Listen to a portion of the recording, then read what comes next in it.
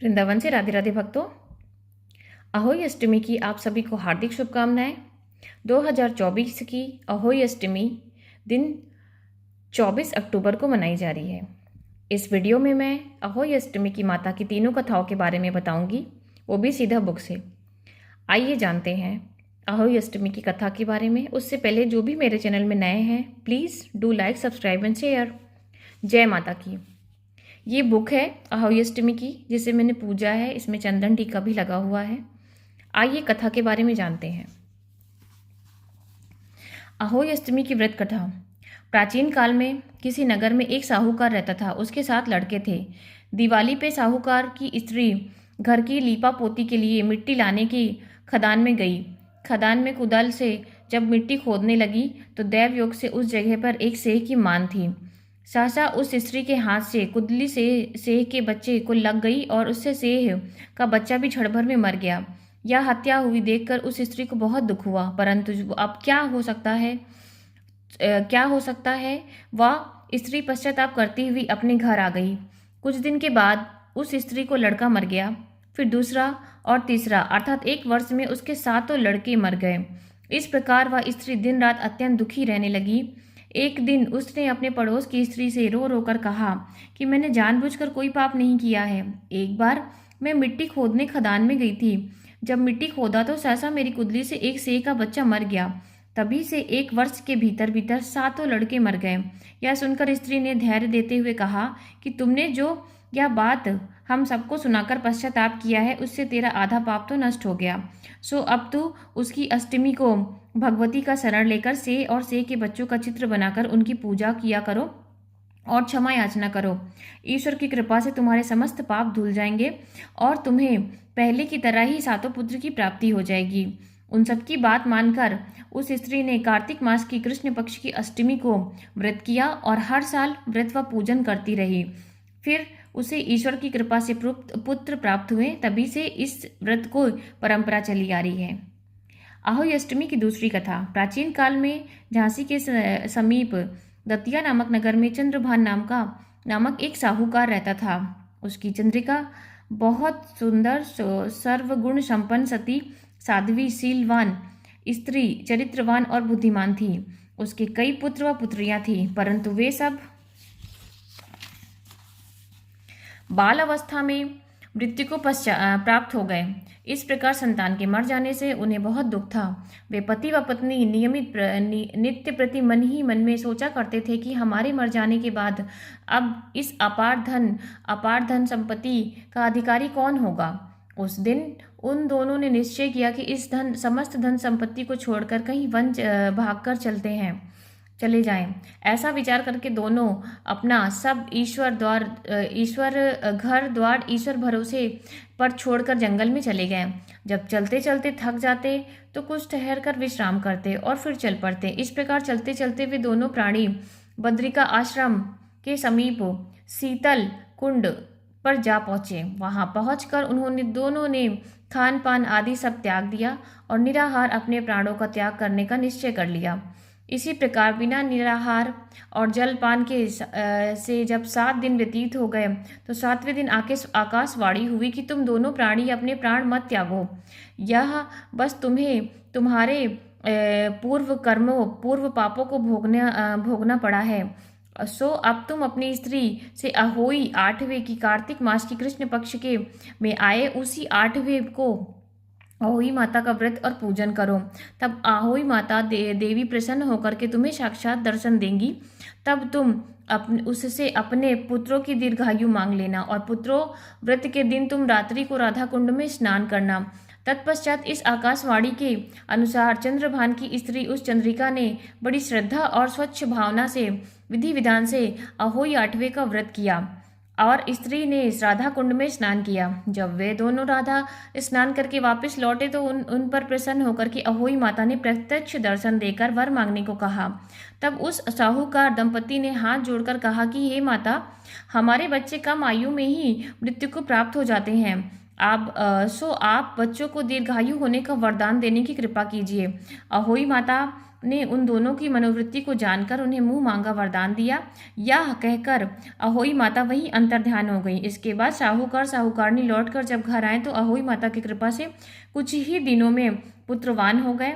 गुणवान बुद्धिमान पुत्र पाकर के आनंद विभोर हो गए। अहोई माता की कृपा से इस लोक में सुख भोग कर वैकुंठ को चले गए। अहोई माता की तीसरी कथा। प्राचीन काल में एक साहूकार के 7 लड़के और 7 बहुएं थीं। एक लड़की थी। दीपावली से पहले कार्तिक मास की बड़ी अष्टमी को सातों बहुएं अपनी इकलौती नंद को साथ में लेकर जंगल में खदान में मिट्टी लेने गईं। जहां से वे सब मिट्टी खोद रही थी वहीं स्याहू माता सेई की मान थी। मिट्टी खोदते समय सेई का बच्चा मर गया। स्याहू माता ने कहा कि तूने मेरा बच्चा मारकर मुझे निपुत्री कर दिया है, इसीलिए मैं तेरी कोख बांधती हूँ। तब वो नंद और अपनी सातों भाभियों से बोली कि तुम में से कोई मेरे बदले अपनी कोख बंधवा लो। 6 भाभियों ने अपनी कोख बंधवाने से इनकार कर दिया, परंतु छोटी भाभी सोचने लगी कि यदि मैं अपनी ननंद का कहना नहीं मानूंगी तो कहीं सासू जी मुझसे रुष्ट ना हो जावे। इस विचार से उसने अपनी ननंद के बदले अपनी कोख बंधवा ली। इससे जब उसने एक लड़का हुआ तो 7वें दिन मर गया। इस प्रकार उसके 7 लड़के मरे हुए पैदा हुए। जब एक दिन उसने ज्योतिषी बुला करके पूछा कि महाराज ये क्या बात है, तो मेरे जो संतान होती है वे 7वें दिन मर क्यों जाते हैं, इसका क्या कारण है। तब पंडित जी बोले, देवी तुम सुरही गाय की पूजा किया करो, क्योंकि सुरही गाय स्याहू माता की भैली है। जो तेरी कोख छोड़े तो तभी तेरा बच्चा जी सकता है। इसके बाद से वह बहु नित्य गौ माता आदि नित्य प्रति प्रातःकाल उठकर चुपचाप सुरही गाय के नीचे सफाई करके अनेक प्रकार से सेवा खिदमत करती। गौ माता यह देखकर बहुत कि साहूकार के बेटे और बहू नित्य प्रति मेरी बहुत सेवा करती है, तो गौ माता से बोली कि तू मेरी बहुत सेवा करती है, इसीलिए मेरी आत्मा तुमसे बहुत प्रसन्न है, इसीलिए मांग, मुझसे क्या मांगती है। साहूकार की बेटे की बहू बोली कि स्याहू माता आप तुम्हारी भैली है और उन्होंने मेरी कोख बांध रखी है, सो आप कृपा करके उनकी भैली से मेरी कोख खुलवा दो। उस दुखियारी की यह बातें सुनकर के गौ माता बोली कि एक दिन गौ माता उसे बोली अच्छा। एक दिन गौ माता उसे साथ में 7 समुंदर अपनी भैली के पास चल दी। मार्ग में धूप बहुत कड़ी पड़ रही थी, सो वे दोनों एक पेड़ के नीचे छाया में बैठ गई। थोड़ी देर में वहां एक सांप आया और उसी वृक्ष में गरुड़ पखनी के बच्चे दे रखे थे। वो सर्प उन बच्चों को डसने लगा। तब साहूकार की बहू ने उस सर्प को मारकर ढाल के नीचे दबा दिया और उन बच्चों को बचा लिया। थोड़ी देर में गरुड़ पखनी आई तो वहां खून पड़ा देख करके साहूकार की बहू को चोंच मारने लगी। तब वह बहू बोली कि मैंने तेरे बच्चों को सर्प को मार कर रक्षा की है, तो मेरी ही दुश्मन हो गई। साहूकार की बहू ने बात सुनकर के गरुड़ प्रसन्न होकर के बोली, तूने मेरे बच्चे बचाए हैं, इसीलिए मांग, क्या मांगती है। तब बोली कि हमें 7 समुंदर के पार स्याहू माता के पास पहुंचा दे। तब गरुड़ पंखनी में उन दोनों को अपनी पीठ पर बैठा करके लंबी उड़ान भर करके उन्हें 7 समुंदर पार स्याहू माता के पास पहुंचा दिया। स्याहू माता अपनी भैली गौ माता को देखकर बहुत प्रसन्न हुई। बोली कि भैली आज तो बहुत दिनों बाद मिली। फिर बोली कि बहन मेरे सिर पर बहुत जुएं पड़ गई हैं। तब सुरही गौ बोली कि मेरे साथ मेरी भक्तनी आई है, ये तेरी सब जुएं निकाल देगी। आज्ञा पाते ही साहूकारनी ने स्याहू माता के चुन चुनकर सारे जुएं निकाल दिए। स्याहू माता बोली, तूने आज मुझे बहुत आराम दिया है, इसीलिए मैं तुझे प्रसन्न हूँ, सो आज तू जो मांगे सो मांग ले, मैं तुझे दूंगी। तब साहूकारनी बोली कि वचन दो माँ तो मैं मांगूँ। साहू माता बोली कि अच्छा वचन दिया। कहा कि यदि मैं अपने वचन से फिरूंगी तो धोबी कुंड में ककरी हो जाऊं। तब साहूकार की बहू बोली कि मेरी कोख तुम्हारे पास बंधी पड़ी है, सो कृपा करके खोल दो। उसकी यह बात सुनकर स्याहू माता बोली कि तूने मुझे ठग लिया, मैं तेरी कोख कभी नहीं खोलूंगी, परंतु अब तो खोलनी पड़ेगी। जा, तेरे घर तुझे 7 लड़के और 7 की 7 बहुएं मिलेंगी। तू घर जा करके मेरे साथ उज्जमन करियो, 7 अहोई बना करके 7 कढ़ाई कर दीजियो।